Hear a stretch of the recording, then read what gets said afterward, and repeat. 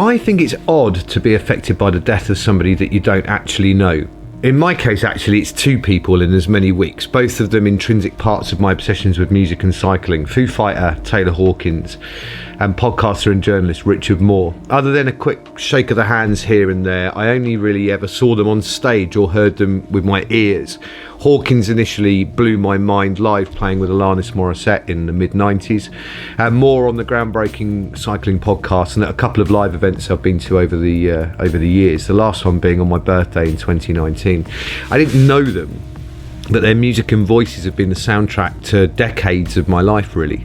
It's easy to be sad about someone's going on ahead, as my friend Glyn used to say, but it can also be a catalyst. You see, both Hawkins and Moore had been very successful at their chosen paths, and that's why I know who they are, and my name have never entered their consciousness. And yet, despite their success, despite having made it in the public perception, there's never been any indication that either of them seemed to take it for granted at all.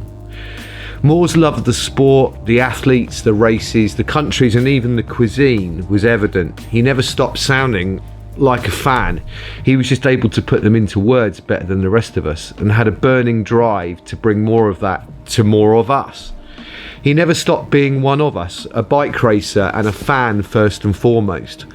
The outpouring of love and loss from not just his colleagues, but also from the athletes and the teams that showed his existence transcended putting letter on a page or words into a microphone. He loved each and every day, and the same can be said of Hawkins. If there's one thing that sets apart the Foo Fighters from any other band of that size, and let's face it, there aren't actually many bands of that size anymore, it's the gratitude and love they have and show their fans. Despite being in two of the biggest bands in history, Dave Grohl is always visually blown away by the crowds, that they turn up and they sing along to their music. Hawkins never ever gave anything other than 110% behind the kit, and this was the crux of what I'm getting at in this video. Watching back the final Foo Fighters performance in Argentina on March the 20th and listening back to Moore's final cycling podcast, if they knew, had they somehow known that this would be it, could they have done any better? Simply put, no. They managed to fulfill that famous Muhammad Ali quote, live every day like it's your last, because one day you're going to be right. So what is my point? Well, that it's okay to be saddened by their deaths. Even if you don't know someone as a person, their very existence can have a huge impact on you. Hearing their voices more often than possibly you hear some of your own families, brightening your day, marking time, it means a lot, and the loss means a lot. I won't see Hawkins playing Pretender or Times Like These ever again, and I'm glad that I've been able to.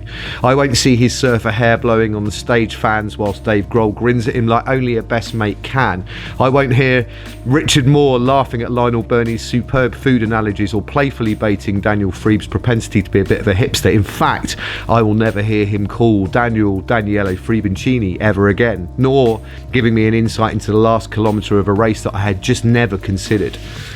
How often does a song come on the radio and it transports you instantly back to another time and space? Same with someone's voice. It's very evocative and it's very emotional, so that's okay. But if I've learned one thing over the last 2 years, not just with lockdown, but more immediately with Beck's breast cancer, surgery, chemo, radiotherapy, and the way I dealt with that, which in hindsight was suboptimal but utterly necessary at the time. What I've learned and what I'm constantly observant of is that I seem to have spent the last 35 years or so living in the future.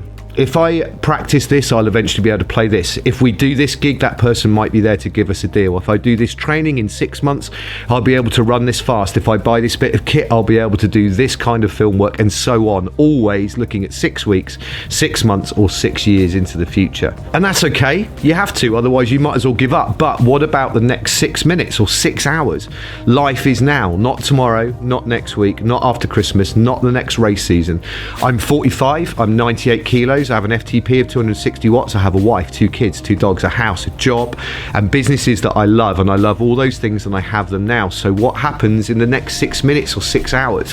How can I max that out and both observe how lucky I am and enjoy it and use it to make this world a better place for myself and those around me? Not just family, not just students and work colleagues, but everyone.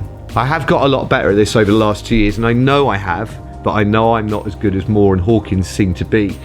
I want to be better at it, so their going on ahead means something positive, because I don't want my life to flash before my eyes and go, I never got the chance to, or I wish I'd said, you're awesome, you inspire me, I love you, to someone.